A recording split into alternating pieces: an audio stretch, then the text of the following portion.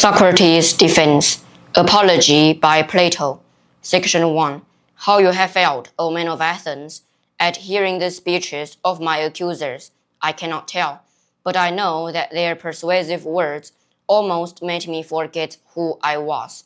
Such was the effect of them, and yet they have hardly spoken a word of truth. But many as their falsehoods were, there was one of them which quite amazed me. I mean, when they told you to be upon your guard, and not to let yourselves be deceived by the force of my eloquence. They ought to have been ashamed of saying this, because they were sure to be detected as soon as I opened my lips, and displayed my deficiency, unless by the force of... They certainly did appear to be most shameless in saying this, unless by the force of eloquence they mean the force of truth, for then I do indeed admit that I am eloquent. But in how different a way from theirs? Well, as I was saying, they have hardly uttered a word, or not more than a word, of truth. But you shall hear from me the whole truth, not, however, delivered after their manner in a set oration, duly ornamented with words and phrases. No, indeed, but I shall use the words and arguments which occur to me at the moment, for I am certain that this is right, and that at my time of life I ought not to be appearing before you, O men of Athens, in the character of a juvenile orator. Let no one expect this of me, and I must beg of you to grant me one favor. Section 2, which is this: if you hear me using the same words in my defense, which I have been in the habit of using, and which most of you may have heard in the agora, and at the tables of the money changers, or anywhere else, I would ask you not to be surprised at this, and not to interrupt me. For I am more than 70 years of age, and this is the first time that I have ever appeared in a court of law, and I am quite a stranger to the ways of the place, and therefore I would have you regard me as if I were really a stranger, whom you would excuse if he spoke in his native tongue, and after the fashion of his country, that I think is not an unfair request. Never mind the manner, which may or may not be good, but think only of the justice of my cause, and give heed to that. Let the judge decide justly, and the speaker speak truly. And first, I have to reply to the older charges, and to my first accusers, and then I will go to the later ones. For I have had many accusers, who accused me of old, and their false charges have continued during many years, and I am more afraid of them than of Anytus and his associates, who are dangerous too in their own way. But far more dangerous are these, who began when you were children, and took possession of your minds with their falsehoods, telling of one Socrates, a wise man, who speculated about the heaven above. Section 3. He searched into the earth beneath, and made the worse appear the better cause. These are the accusers whom I dread, for they are the circulators of this rumor, and their hearers are too apt to fancy that speculators of this sort do not believe in the gods. And they are many, and their charges against me are of ancient date, and they made them in days when you were impressible, in childhood or perhaps in youth, and the cause when heard went by default, for there was none to answer. And hardest of all, their names I do not know and cannot tell, unless in the trance of a comic poet. But the main body of these slanderers, who from envy and malice have wrought upon you, and there are some of them who are convinced themselves, and impart their convictions to others, all these, I say, are most difficult to deal with, for I cannot have them up here and examine them, and therefore I must simply fight with shadows in my own defense, and examine when there is no one who answers.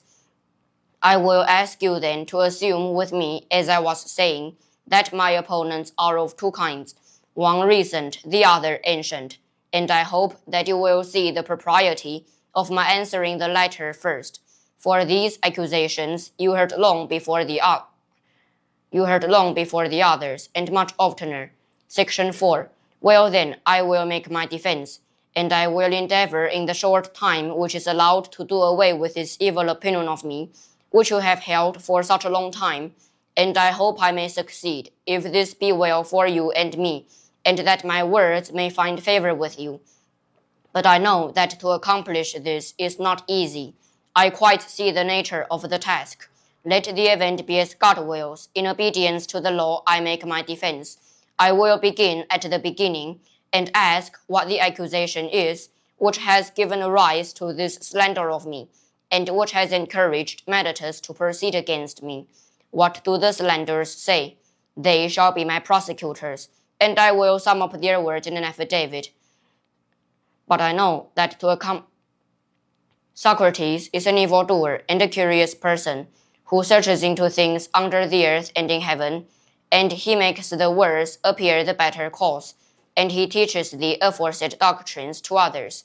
That is the nature of the accusation, and that is what you have seen yourselves in the comedy of Aristophanes, who has introduced a man whom he calls Socrates, going about and saying that he can walk in the air, and talking a deal of nonsense concerning matters of which I do not pretend to know either much or little. Not that I mean to say anything disparaging of anyone who is a student of natural philosophy. Section 5. I should be very sorry if meditors could lay that to my charge. But the simple truth is, O Athenians, that I have nothing to do with these studies. Very many of those here present are witnesses to the truth of this, and to them I appeal. Speak then, you who have heard me, and tell your neighbors whether any of you have ever known me hold forth in few words or in many upon matters of this sort. You hear their answer, and from what they say of this, you will be able to judge of the truth of the rest. As little foundation is there for the report that I am a teacher and take money, that is no more true than the other. Although, if a man is able to teach, I honor him for being paid. There is Gorgias of Leontium, and Prodicus of Cius, and Hippias of Elis, who go the round of the cities, and are able to persuade the young men to leave their own citizens, by whom they might be taught for nothing, and come to them, whom they not only pay, but are thankful, if they may be allowed to pay them. There is actually a Parian philosopher residing in Athens, of whom I have heard, and I came to hear of him in this way. I met a man who has spent a world of money on the sophists, Callias, the son of Hipponicus, and knowing that he had sons, I asked him, Callias, I said, if your two sons were foals or calves, there would be no difficulty in finding someone to put over them. Section 6. We should hire a trainer of horses, or a farmer probably, who would improve and perfect them in their own proper virtue and excellence. But as they are human beings, whom are you thinking of placing over them? Is there anyone who understands human and political virtue? You must have thought about this as you have sons. Is there anyone? There is, he said. Who is he? Said I, and of what country, and what does he charge? Evenus the Parian, he replied. He is the man, and his charge is 5 minae. Happy is Evenus, I said to myself, if he really has this wisdom, and teaches at such a modest charge. Had I the same, I should have been very proud and conceited. But the truth is that I have no knowledge of the kind.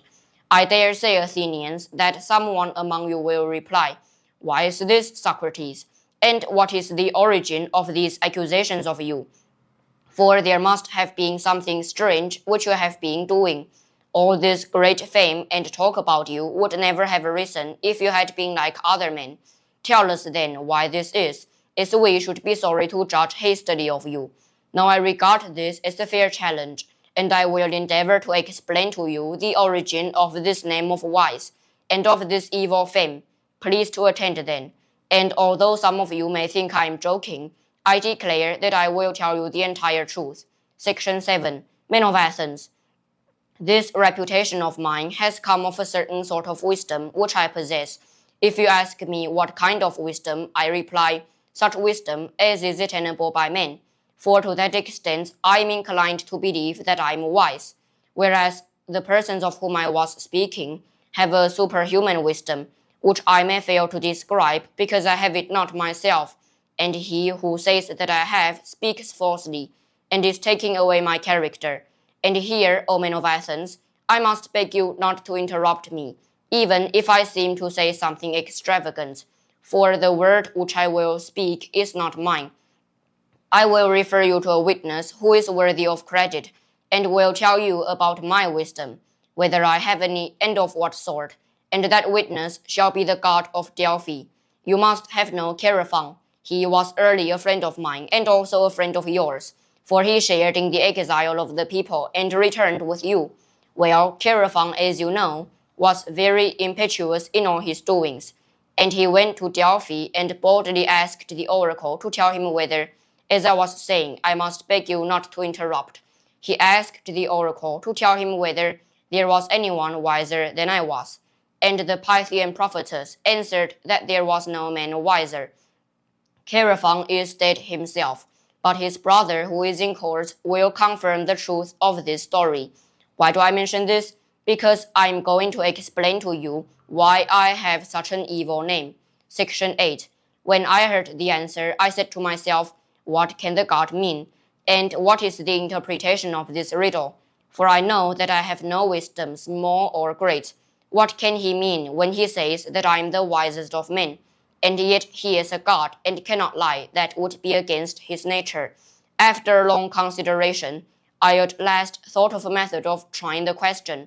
I reflected that if I could only find a man wiser than myself, then I might go to the god with a refutation in my hand. I should say to him, here is a man who is wiser than I am, but you said that I was the wisest. Accordingly, I went to one who had the reputation of wisdom, and observed to him. His name I need not mention. He was a politician, whom I selected for examination, and the result was as follows.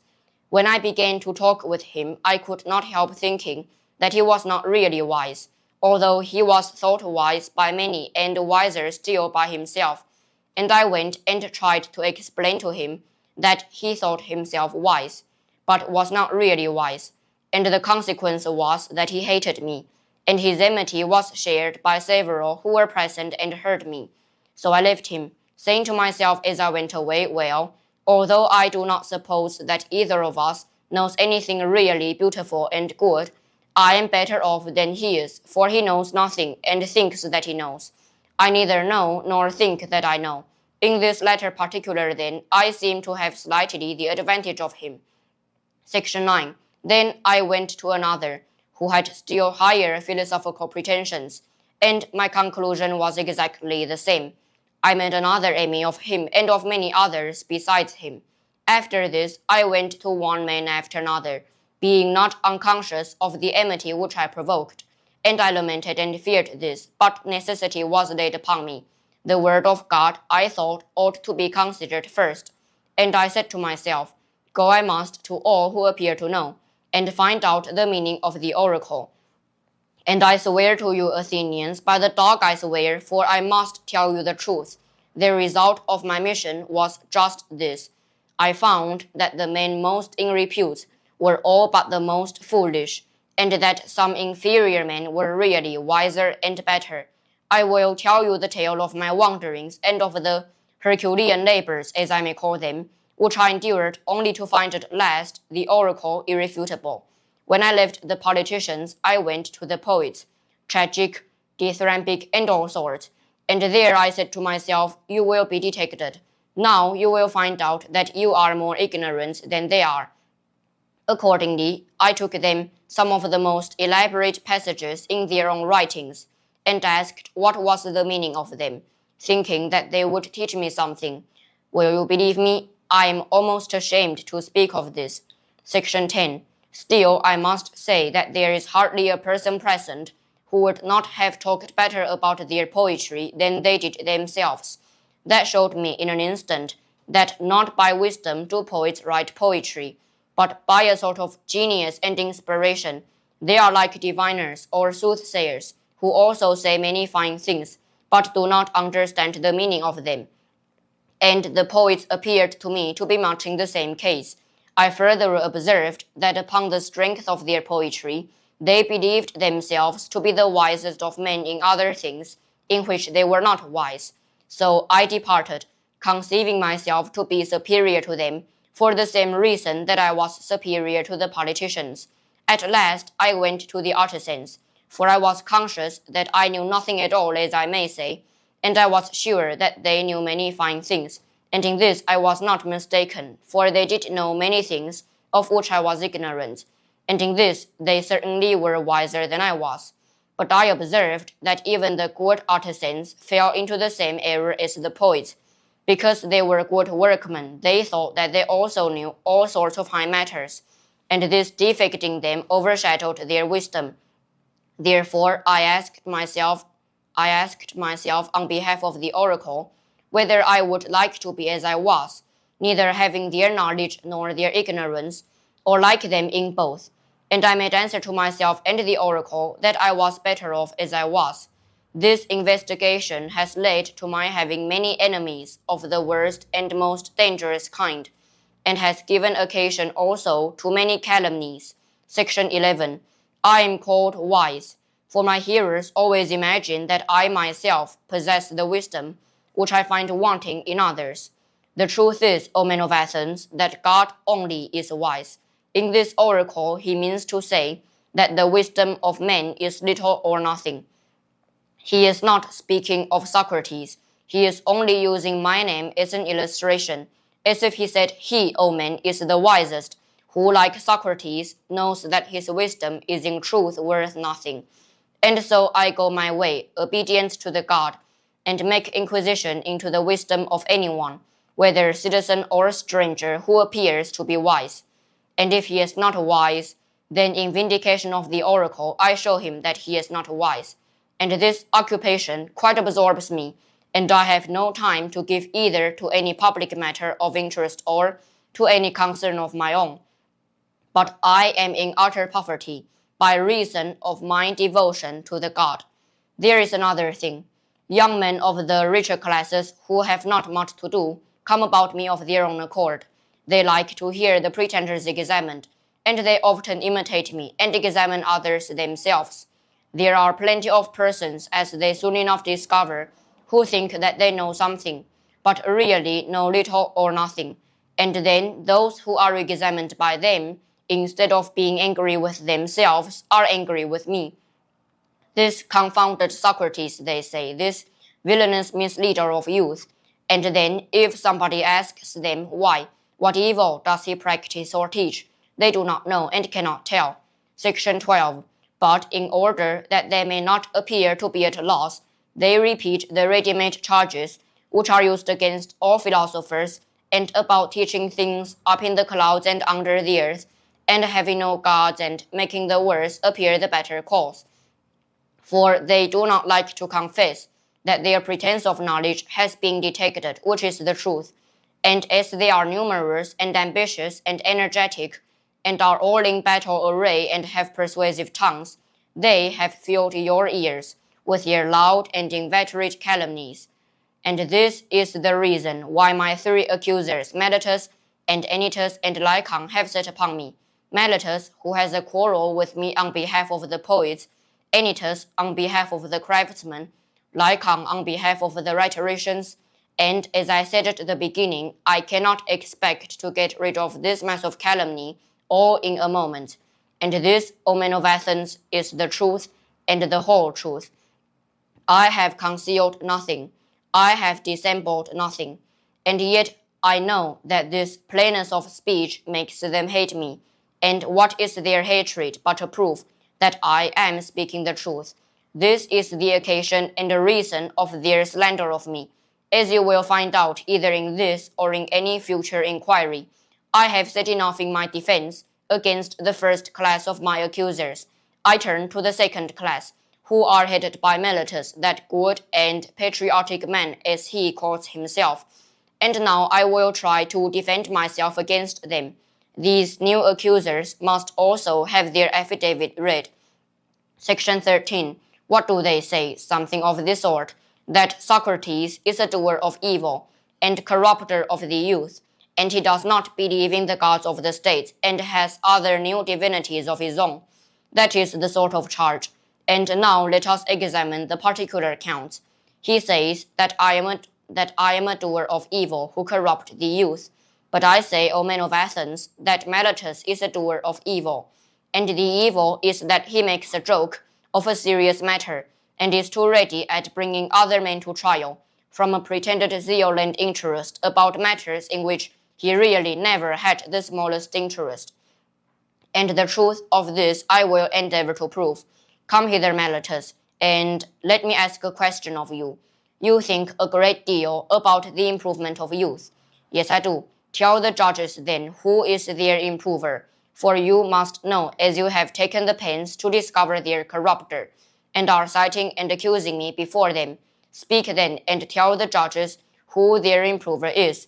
Observe, Meletus, that you are silent and have nothing to say. But is not this rather disgraceful and a very considerable proof of what I was saying, that you have no interest in the matter? Speak up, friend, and tell us who their improver is. The laws. But that, my good sir, is not my meaning. Section 14. I want to know who the person is, who in the first place knows the laws. The judges, Socrates, who are present in court. What do you mean to say, Meletus? That they are able to instruct and improve youth? Certainly they are. What, all of them? Or some only, and not others? All of them. By the goddess here, that is good news. There are plenty of improvers then. And what do you say of the audience? Do they improve them? Yes, they do. And the senators? Yes, the senators improve them. But perhaps the members of the citizen assembly corrupt them, or do they too improve them? They improve them. Then every Athenian improves and elevates them, all with the exception of myself, and I alone am their corrupter. Is that what you affirm? That is what I stoutly affirm. I am very unfortunate if that is true, but suppose I ask you a question. Would you say that this also holds true in the case of horses?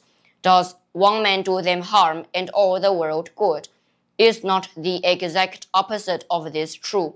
One man is able to do them good, or at least not many. The trainer of horses, that is to say, does them good, and others who have to do with them rather injure them. Is not that true, Meletus, of horses or any other animals?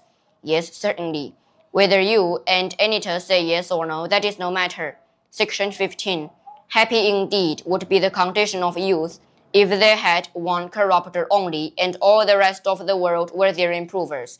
And you, Meletus, have sufficiently shown that you never had thought about the young. Your carelessness is seen in your not caring about matters spoken of in this very indictment. And now, Meletus, I must ask you another question. Which is better, to live among bad citizens or among good ones? Answer, friend, I say, for that is a question which may be easily answered. Do not the good do their neighbors good, and the bad do them evil? Certainly. And is there anyone who would rather be injured than benefited by those who live with him? Answer, my good friend, the law requires you to answer. Does anyone like to be injured? Certainly not. And when you accuse me of corrupting and deteriorating the youth, do you allege that I corrupt them intentionally or unintentionally? Intentionally, I say. But you have just admitted that the good do their neighbors good, and the evil do them evil. Now, is that a truth which your superior wisdom has recognized thus early in life? And am I at my age, in such darkness and ignorance, as not to know that if a man with whom I have to live is corrupted by me, I am very likely to be harmed by him, and yet I corrupt him, and intentionally too. That is what you are saying, and of that you will never persuade me or any other human being. But either I do not corrupt them, or I corrupt them unintentionally, so that on either view of the case you lie. Section 16. If my offense is unintentional, the law has no cognizance of unintentional offenses. You ought to have taken me privately and warned and admonished me. For if I had been better advised, I should have left off doing what I only did unintentionally. No doubt I should. Whereas you hated to converse with me or teach me, but you indicted me in this court, which is a place not of instruction but of punishment. I have shown, Athenians, as I was saying, that Meletus has no character, great or small, about the matter. But still I should like to know, Meletus, in what I am affirmed to corrupt the young. I suppose you mean, as I infer from your indictment, that I teach them not to acknowledge the gods which the state acknowledges. but some other new divinities or spiritual agencies in their stead. These are the lessons which corrupt the youth, as you say. Yes, that I say emphatically. Then by the gods meditators of whom we are speaking, tell me and the court in somewhat plainer terms what you mean, for I do not as yet understand whether you affirm that I teach others to acknowledge some gods, and therefore to believe in gods, and am not an entire atheist. This you do not lay to my charge, but only that they are not the same gods which the city recognizes. The charge is that they are different gods. Or do you mean to say that I am an atheist simply and a teacher of atheism? I mean the latter, that you are complete atheist. Section 17. That is an extraordinary statement, Meletus. Why do you say that? Do you mean that I do not believe in the godhead of the sun nor moon, which is the common creed of all men? I assure you, judges, that he does not believe in them, for he says that the sun is stone and the moon earth. Friend Meletus, you think that you are accusing Anaxagoras, and you have but a bad opinion of the judges if you fancy them ignorant to such a degree as not to know that those doctrines are found in the books of Anaxagoras the Clazomenian, who is full of them. And these are the doctrines which the youth are still to learn of Socrates, when there are not unfrequently exhibitions of them at the theatre, price of admission 1 drachma at the most, and they might cheaply purchase them and laugh at Socrates if he pretends to father such eccentricities. And so, Meletus, you really think that I do not believe in any god? I swear by Zeus that you believe absolutely in none at all. You are a liar, Meletus, not believed even by yourself, for I cannot help thinking, O men of Athens, that Meletus is reckless and impudent, and that he has written this indictment in a spirit of mere wantonness and youthful bravado. Has he not compounded a riddle, thinking to try me? He said to himself, I shall see whether this wise Socrates will discover my ingenious contradiction, or whether I shall be able to deceive him and the rest of them. Section 18. For he certainly does appear to me to contradict himself in the indictment, as much as if he said that Socrates is guilty of not believing in the gods and yet of believing in them. But this surely is a piece of fun. I should like you, O men of Athens, to join me in examining what I conceive to be his inconsistency, and do you, Meletus, answer? And I must remind you that you are not to interrupt me if I speak in my accustomed manner. Did ever man, Meletus, believe in the existence of human things and not of human beings? I wish, men of Athens, that you would answer, and not be always trying to get up an interruption. Did ever any man believe in horsemanship and not in horses, or in flute playing and not in flute players? No, my friend, I will answer to you and to the court, as you refuse to answer for yourself. There is no man who ever did. But now please to answer the next question.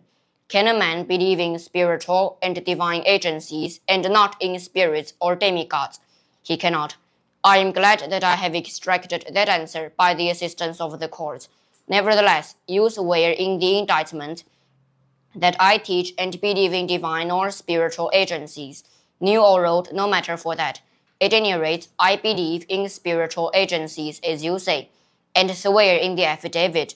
But if I believe in divine beings, I must believe in spiritual demigods. Is not that true? Yes, that is true, for I may assume that your silence gives assent to that. Now, what are spirits or demigods? Section 19. Are they not either gods or the sons of gods? Is that true? Yes, that is true. But this is just the ingenious riddle of which I was speaking. The demigods or spirits are gods. And you say first that I don't believe in gods, and then again that I do believe in gods, that is, if I believe in demigods. For if the demigods are the illegitimate sons of gods, whether by the nymphs or by any other mothers, as is thought, that, as all men will allow, necessarily implies the existence of their parents.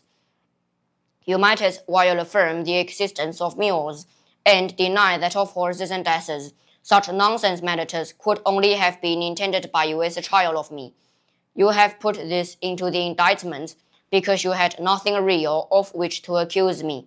But no one who has a particle of understanding will ever be convinced by you that the same man can believe in divine and superhuman things and yet not believe that there are gods and demigods and heroes. I have said enough in answer to the charge of Meletus. Any elaborate defense is unnecessary. But as I was saying before, I certainly have many enemies, and this is what will be my destruction if I am destroyed. Of that I am certain. Not Meletus, nor yet Anytus, but the envy and detraction of the world, which has been the death of many good men, and will probably be the death of many more. There is no danger of my being the last of them. Someone will say, and are you not ashamed, Socrates, of a course of life which is likely to bring you to an untimely end? Section 20. To him I may fairly answer, there you are mistaken. A man who is good for anything ought not to calculate the chance of living or dying. He ought only to consider whether in doing anything he is doing right or wrong, acting the part of a good man or of a bad.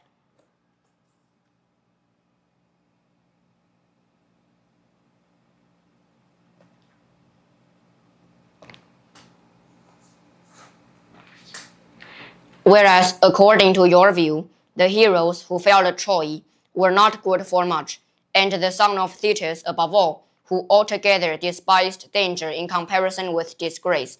And when his goddess mother said to him, in his eagerness to slay Hector, that if he avenged his companion Patroclus and slew Hector, he would die himself. Fate, as she said, waits upon you next after Hector. He, hearing this, utterly despised danger and death, and instead of fearing them, feared rather to live in dishonor and not to avenge his friend.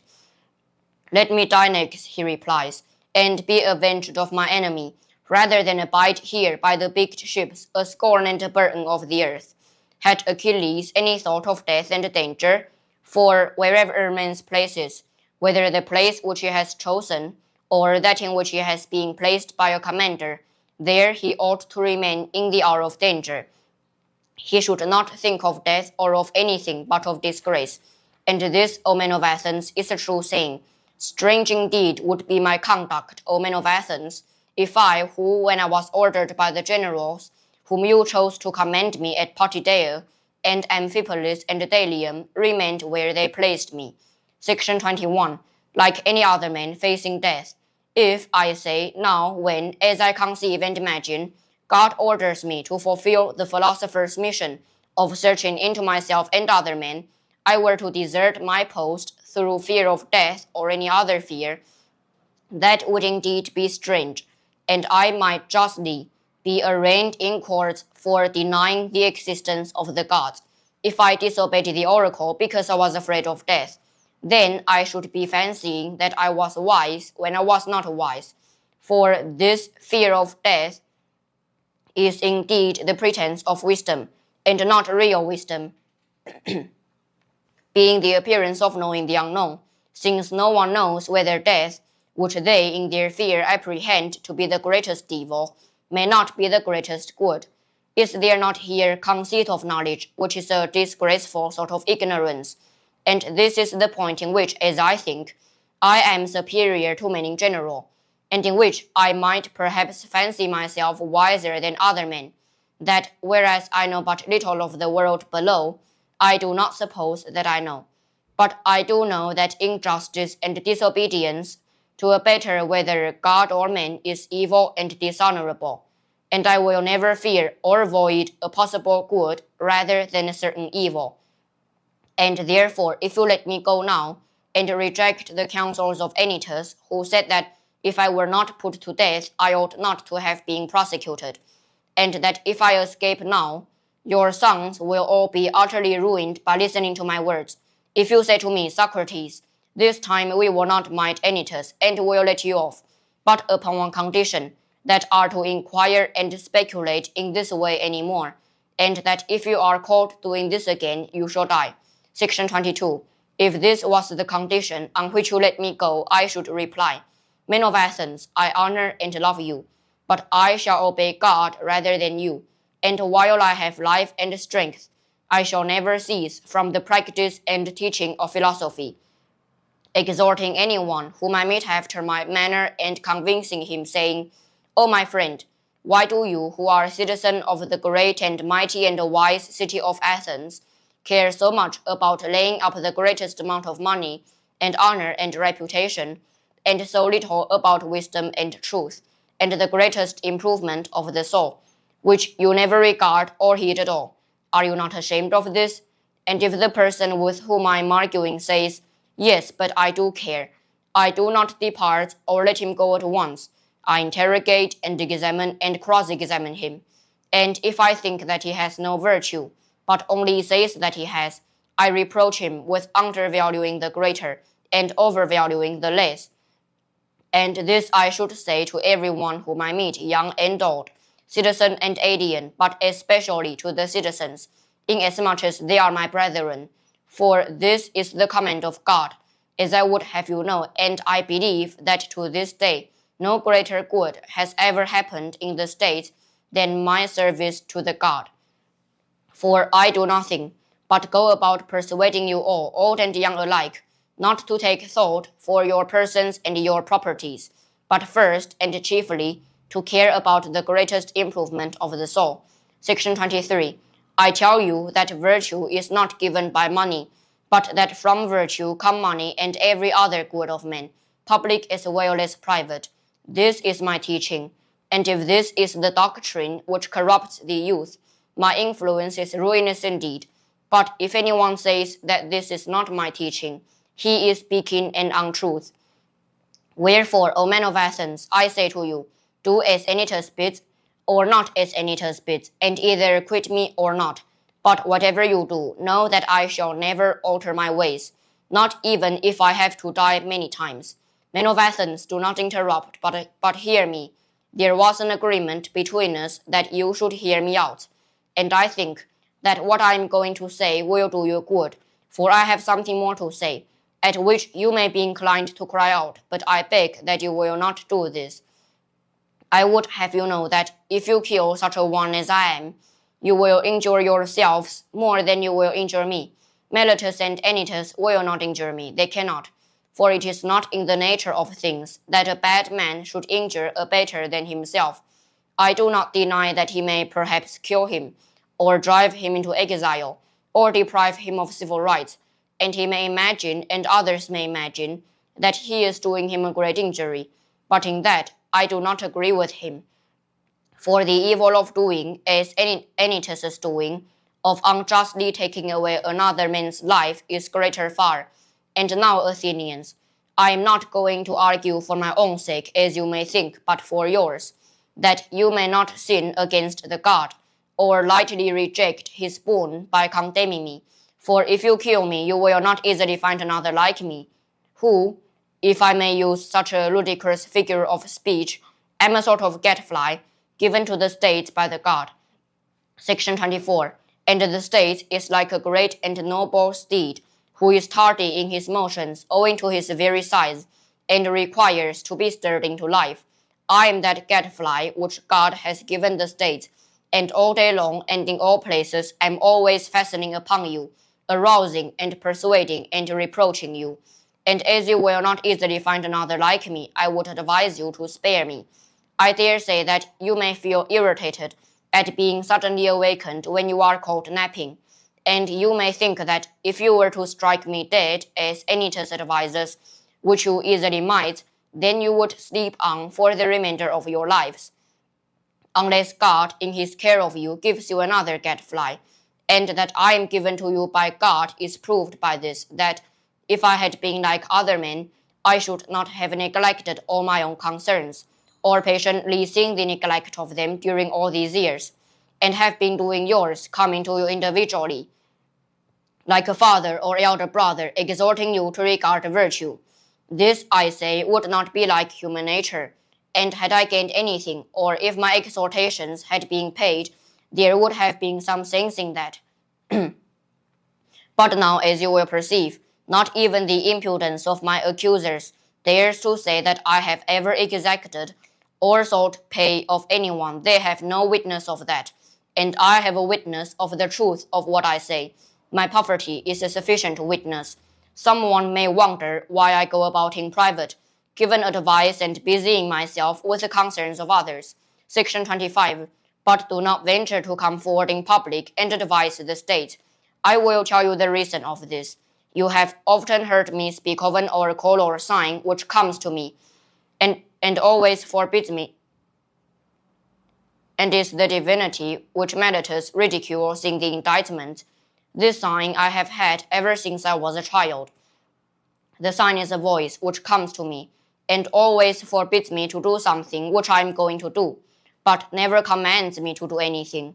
And this is what stands in the way of my being a politician, and rightly as I think. For I am certain, O men of Athens, that if I had engaged in politics, I should have perished long ago, and done no good either to you or to myself. And don't be offended at my telling you the truth, for the truth is that no man who goes to war with you or any other multitude, honestly struggling against the commission of unrighteousness and wrong in the state, will save his life. He who will really fight for the right, if he would live even for a little while, must have a private station and not a public one. I can give you as proofs of this, not words only, but deeds, which you value more than words. Let me tell you a passage of my own life, which will prove to you that I should never have yielded to injustice from any fear of death, and that if I had not yielded, I should have died at once. I will tell you a story, tasteless perhaps, and commonplace, but nevertheless true. The only office of state which I ever held, O men of Athens, was that of senator, the tribe Antiochus, which is my tribe. Section 26. It had the presidency at the trial of the generals who had not taken up the bodies of the slain after the battle of Arginace, and you proposed to try them all together, which was illegal, as you all thought afterwards. But at the time I was the only one of the praetors who was opposed to the illegality, and I gave my vote against you. When the orators threatened to impeach and arrest me, and have me taken away, and you called and shouted, I made up my mind that I would run the risk, having law and justice with me, rather than take part in your injustice, because I feared imprisonment and death. This happened in the days of the democracy. But when the oligarchy of the 30 was in power, they sent for me and 4 others into the rotunda, and bade us bring Leon the Salaminian from Salamis, as they wanted to execute him. This was a specimen of the sort of commands which they were always giving with the view of implicating as many as possible in their crimes. And then I showed, not in words only, but in deed, that, if I may be allowed to use such an expression, I cared not a straw for death, and that my only fear was the fear of doing an unrighteous or unholy thing, for the strong arm of that oppressive power did not frighten me into doing wrong. And when we came out of the rotunda, the other 4 went to Salamis and fetched Leon, but I went quietly home, for which I might have lost my life, had not the power of the 30 shortly afterwards come to an end, and to this many will witness. Section 27. Now, do you really imagine that I could have survived all these years?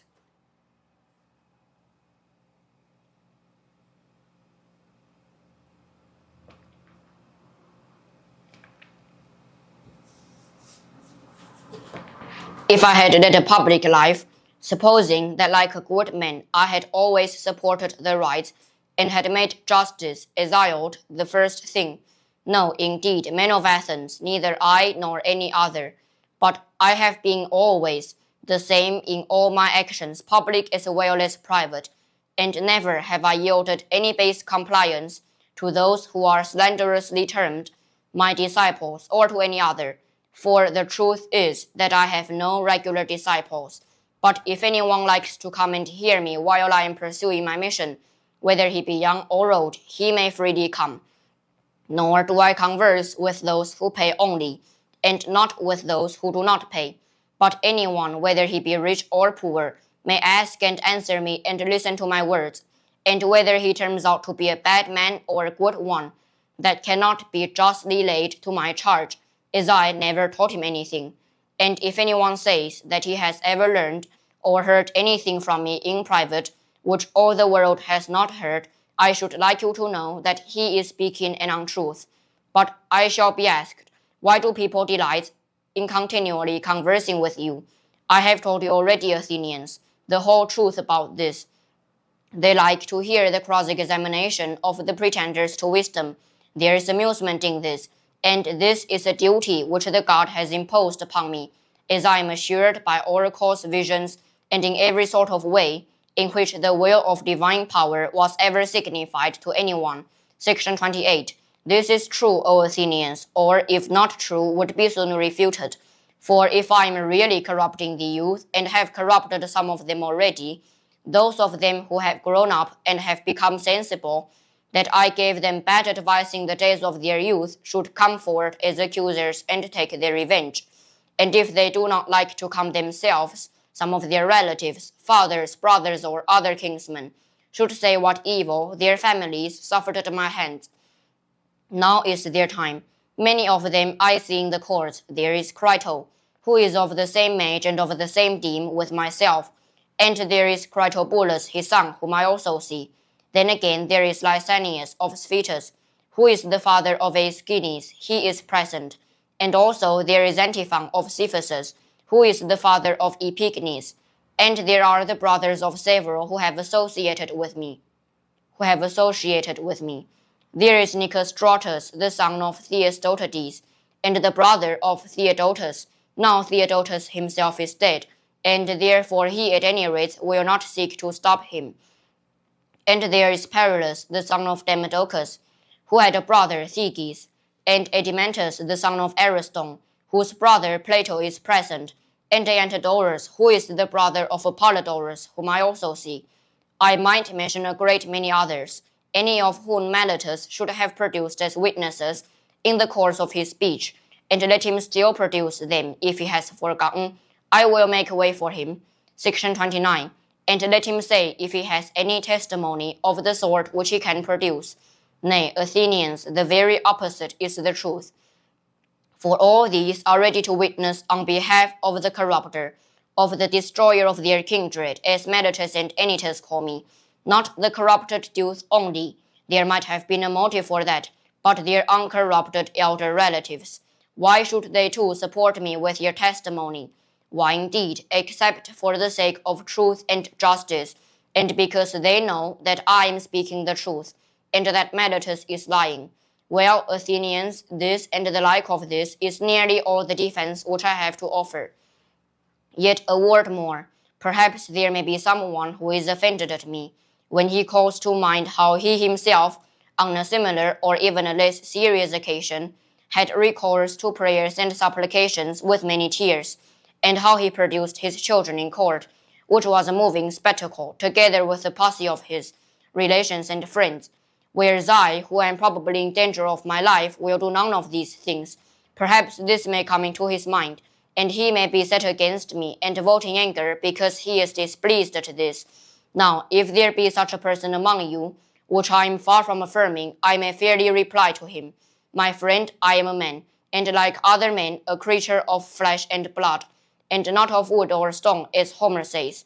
And I have a family, yes, and sons, O Athenians, 3 in number, one of whom is growing up, and the 2 others are still young. And yet I will not bring any of them hither in order to petition you for an acquittal. And why not? Section 30. Not from any self-will or disregard of you. Whether I am or am not afraid of death is another question, of which I will not now speak. But my reason simply is that I feel such conduct to be discreditable to myself and you and the whole state. One who has reached my years, and who has a name for wisdom, whether deserved or not, ought not to debase himself. At any rate, the world has decided that Socrates is in some way superior to other men, and if those among you who are said to be superior in wisdom and courage and any other virtue demean themselves in this way, how shameful is their conduct. I have seen men of reputation, when they have been condemned, behaving in the strangest manner. They seemed to fancy that they were going to suffer something dreadful if they died, and that they could be immortal if you only allowed them to live. and I think that they were dishonor to the state, and that any stranger coming in would say of them that the most eminent men of Athens, to whom the Athenians themselves give honor and commend, are no better than women. And I say that these things ought not to be done by those of us who are of reputation, and if they are done, you ought not to permit them. You ought rather to show that you are more inclined to condemn, not the man who is quiet, but the man who gets up a doleful sin and makes the city ridiculous. But setting aside the question of dishonor, there seems to be something wrong in petitioning a judge and thus procuring an acquittal instead of informing and convincing him. Section 31. For his duty is not to make a present of justice, but to give judgment, and he has sworn that he will judge according to the laws, and not according to his own good pleasure, and neither he nor we should get into the habit of perjuring ourselves. There can be no piety in that. Do not then require me to do what I consider dishonorable and impious and wrong, especially now, when I being tried for impiety on the indictment of Meletus. For if, O men of Athens, by force of persuasion and entreaty, I could overpower your oaths, then I should be teaching you to believe that there are no gods, and convict myself in my own defense of not believing in them. And to you, but that is not the case, for I do believe that there are gods, and in a far higher sense than that in which any of my accusers believe in them. And to you and to God I commit my cause, to be determined by you as is best for you and me. The jury finds Socrates guilty. Socrates' proposal for his sentence. There are many reasons why I am not grieved, O men of Athens, at the vote of condemnation. I expected it, and am only surprised that the votes are so nearly equal. For I had thought that the majority against me would have been far larger, but now, had 30 votes gone over to the other side, I should have been acquitted, and I may say that I have escaped Meletus. Section 32, and I may say more, for without the assistance of Anytus and Lycon, he would not have had a fifth part of the vote, as the law requires, in which case he would have incurred a fine of 1,000 drachmae, as is evident. And so he proposes death as the penalty. And what shall I propose on my part, O men of Athens? Clearly that which is my due. And what is that which I ought to pay or to receive? What shall be done to the man who has never had the wit to be idle during his whole life, but has been careless of what the many care about, wealth and family interests and military officers, and speaking in the assembly, and magistracies, and plots and parties, reflecting that I was really too honest a man to follow in this way and live. I did not go where I could do no good to you or to myself, but where I could do the greatest good privately to every one of you, thither I went, and sought to persuade every man among you that he must look to himself, and seek virtue and wisdom before he looks to his private interests, and look to the state before he looks to the interests of the state, and that this should be the order which he observes in all his actions. What shall be done to such a one? Doubtless some good thing, O men of Athens, if he has his reward, and the good should be of a kind suitable to him. What would be a reward suitable to a poor man who is your benefactor, who desires leisure that he may instruct you? There can be no more fitting reward than maintenance in the Prytaneum, O men of Athens. Section 33. It is a reward which he deserves, far more than the citizen who has won the prize at Olympia in the horse or chariot race, whether the chariots were drawn by 2 horses or by many. For I am in want, and he has enough, and he only gives you the appearance of happiness, and I give you the reality. And if I am to estimate the penalty justly, I say that maintenance in the Prytaneum is the just return. Perhaps you may think that I am braving you in saying this, as in what I said before about the tears and prayers, but that is not the case.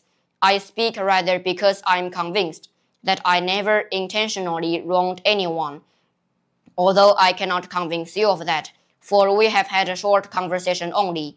But if there were a law at Athens, such as there is in other cities, that a capital cause should not be decided in one day, then I believe that I should have convinced you. But now the time is too short. I cannot in a moment refute great slanders, and, as I am convinced that I never wronged another, I will assuredly not wrong myself. I will not say of myself that I deserve any evil or propose any penalty. Why should I? Because I am afraid of the penalty of death which Meletus proposes, when I do not know whether death is a good or an evil. Why should I propose a penalty which would certainly be an evil? Shall I say imprisonment? And why should I live in prison, and be the slave of the magistrates of the year of the 11? Or shall the penalty be a fine, and imprisonment until the fine is paid? There is the same objection. Section 34. I should have to lie in prison for money I have none and I cannot pay. And if I say exile, and this may possibly be the penalty which you will affix, I must indeed be blinded by the love of life, if I were to consider that when you, who are my own citizens, cannot endure my discourses and words, and have found them so grievous and odious that you would fain have done with them, others are likely to endure me? No, indeed, men of Athens, that is not very likely. And what a life should I lead at my age, wandering from city to city, living in ever-changing exile and always being driven out, for I am quite sure that into whatever place I go, as here so also there, the young men will come to me. And if I drive them away, their elders will drive me out at their desire. And if I let them come, their fathers and friends will drive me out for their sakes. Someone will say, Yes, Socrates, but cannot you hold your tongue? And then you may go into a foreign city, and no one will interfere with you. Now, I have great difficulty in making you understand my answer to this. For if I tell you that this would be a disobedience to a divine command, and therefore that I cannot hold my tongue, you will not believe that I am serious. And if I say again that the greatest good of men is daily to converse about virtue, and all that concerning which you hear me examining myself and others, and that the life which is unexamined is not worth living, that you are still less likely to believe, and yet what I say is true, although a thing of which it is hard for me to persuade you. Section 35. Moreover, I am not accustomed to think that I deserve any punishment.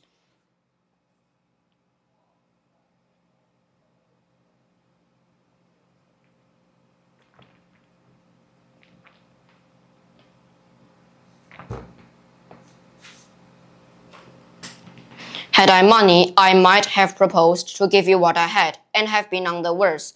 But you see that I have none, and can only ask you to proportion the fine to my means. However, I think that I could afford a minae, and therefore I propose that penalty.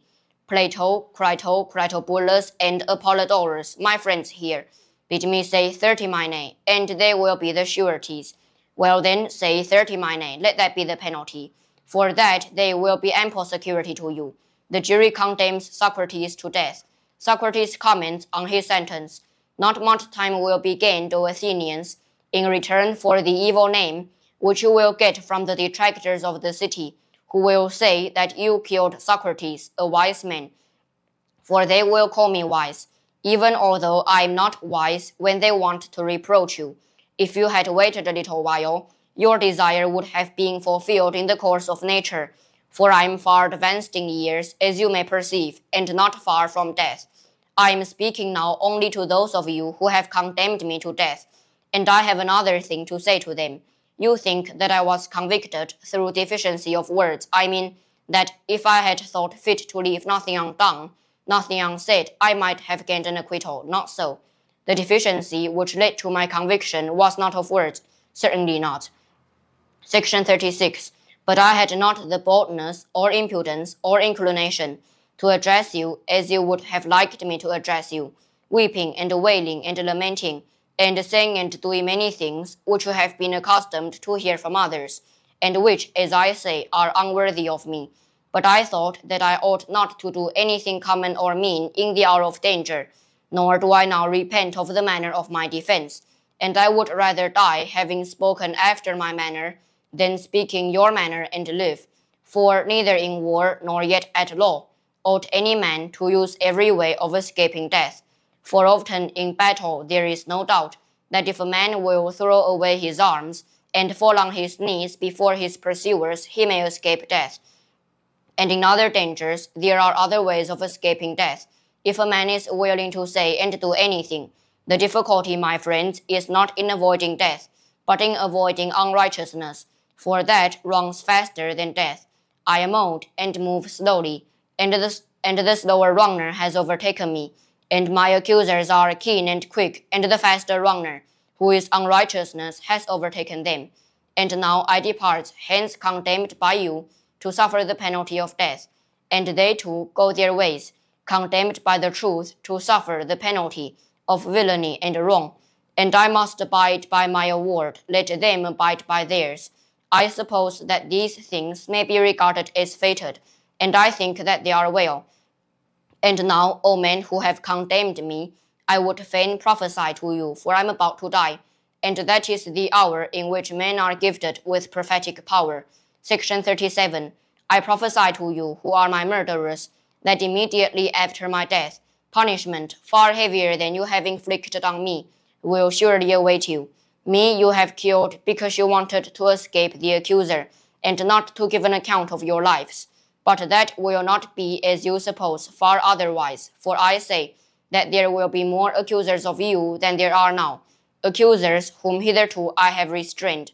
And as they are younger, they will be more severe with you, and you will be more offended at them.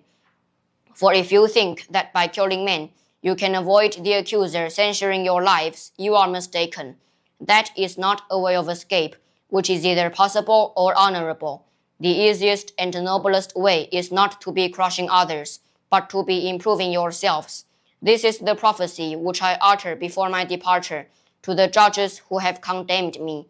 Friends who would have acquitted me, I would like also to talk with you about this thing which has happened, while the magistrates are busy, and before I go to the place at which I must die. Stay then a while, for we may as well talk with one another while there is time. You are my friends, and I should like to show you the meaning of this event which has happened to me. O my judges, for you I may truly call judges, I should like to tell you of a wonderful circumstance. Hitherto, the familiar oracle within me has constantly been in the habit of opposing me, even about trifles. Section 38. If I was going to make a slip or error about anything.